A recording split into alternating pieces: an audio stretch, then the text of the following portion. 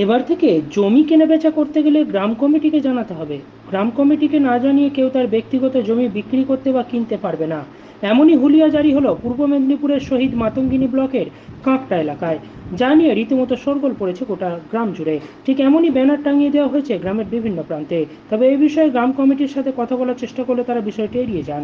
তবে গ্রামের মধ্যে কেন এমন হুলিয়া জারি হলো তা নিয়ে উঠছে প্রশ্ন। বিষয়টি শহীদ মাতঙ্গিনী ব্লকের ভিডিও নজরে এলে তিনি দ্রুততার সহিত কঠোর পদক্ষেপ নেওয়ার কথা জানান। আরামবাগ টাইমসের রিপোর্ট। স্যার, শহীদ মাতঙ্গিনী ব্লকের বেশ কিছু জায়গায় দেখা গেছে জমি সংক্রান্ত জমি কেনাবেচার ক্ষেত্রে একটি গ্রাম কমিটির তরফ থেকে একটা পোস্টার বিভিন্ন জায়গায় দেওয়া হয়েছে, কী বলবেন বিষয়টা? এটা আজকে আমাদের নজরে এসে বিভিন্ন পেপারে দিয়েছে এবং জেলা থেকেও আমার কাছে পাঠিয়েছে।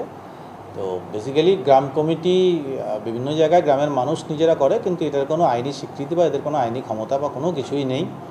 ফলে এটা করতে পারে না। আমরা খবর পাওয়ার সঙ্গে সঙ্গে সংশ্লিষ্ট গ্রাম পঞ্চায়েত, এটা পাওয়া গেছে কাকরদা গ্রাম পঞ্চায়েতকে প্রধানকে জানিয়েও দিয়েছি এবং আমি ডেকেও বলে দিয়েছি যাতে এটা ইমিডিয়েটলি সরিয়ে দেওয়ার ব্যবস্থা করা হয়। যদি সরিয়ে দিতে না পারে তাহলে আগামীকাল আমরা এটাকে সরানোর ব্যবস্থা করে দেবো। কারণ এটার কোনো আইনি বৈধতা নেই বা এরকম কেউ করতে পারে না। যে কোনো ব্যক্তির জমি বিক্রির ব্যাপারে তার নিজস্ব স্বাধীনতা আছে বা থাকবে, এবং যদি এই ব্যাপারে কোনো ব্যক্তি কোথাও হ্যারাস হয় কোনো ব্যক্তি দ্বারা বা কোনোভাবে, তাহলে আমাদের কাছে নজরে আসলেই যথাযথ ব্যবস্থা নেওয়া হবে। কাঁকটার বিভিন্ন জায়গায় জমি বিক্রি করা যাবে না এবং সেই জমি বিক্রি করতে হলে গ্রাম কমিটিকে জানানো হবে, এরকম বিভিন্ন ফ্লেক্স পড়েছে, কী বলবেন? তো এটা গতকাল আমি জেনেছি। কাকটা গ্রামে এই পঞ্চায়েত নির্বাচনের পরেই, বিগত দিনে এরকম কোনো ঘটনা আমাদের নজরে নেই।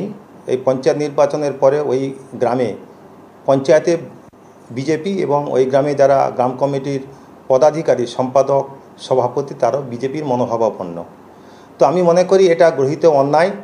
ক্রেতা বিক্রেতা তাদের পৈতৃক সম্পত্তি, তারা কাকে বিক্রি করবে সেটা তাদের নিজস্ব ব্যাপার। এটা আমরা তীব্র প্রতিবাদ করছি এবং আমি মনে করি এইটার দ্বারা তারা বোঝাতে চেয়েছে যিনি জমি কিনবেন এবং যিনি বিক্রি করবেন তাদের মাধ্যমে যেতে গেলে তাদেরকে একটি কাটমানি দিতে হবে। এটাই আমি মনে করি যে এটা দ্বারা আমরা অনুভব করছি যে তাদের কাছ থেকে একটি টাকা নেওয়ার একটি চক্রান্ত। এটা আমরা তীব্র প্রতিবাদ করছি এবং সেই সঙ্গে সঙ্গে আমরা যেটা অনুভব করছি বিভিন্ন গ্রামে যেখানেই পঞ্চায়েত নির্বাচনের পরে বিজেপি জয়লাভ করেছে সেখানে গ্রামে বিভিন্ন মানুষের উপরে এরকম একটি স্ট্রিম রোলার চালানো হচ্ছে। তো সেগুলো আমাদের নোটিশেও এসছে। এই কাঁকটা গ্রামের এই ঘটনা একটি প্রমাণ যে এখানে আমি গতকাল থেকে বহু সাধারণ মানুষের সঙ্গে বা আমাদের দলীয় সমর্থকদের সঙ্গে আমি কথা বলেছি।